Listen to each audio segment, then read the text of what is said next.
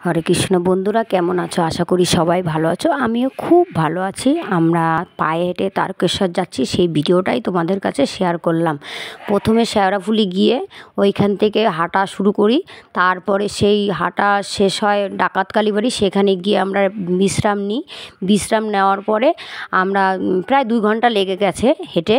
তারপরে আমরা ওইখানে কিছু খাওয়া দাওয়া করে তারপরে আমরা কাশী বিশ্বনাথ মন্দিরে পৌঁছালাম। সেখানে যেতে আমাদের সময় লেগেছে 3.5 ঘন্টা পায়ে হেঁটে।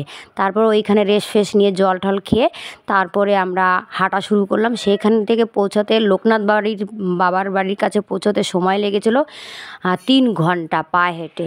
তারপরে ওইখানে রেস্ট ফেস্ট নেওয়ার পরে এত কষ্ট হচ্ছিল যে আর পারছিলাম না। তারপরে সেইখান থেকে রেস্ট নিয়ে আমার তারকেশ্বর গেলাম। 1 ঘন্টা 10 মিনিট সময় লাগলো। শরীর এত ক্লান্ত হয়ে যাচ্ছিল আর পারছিলাম না। শেষমেশ পৌঁছে গেলাম আমরা বাবার বাড়িতে। রাধে রাধে।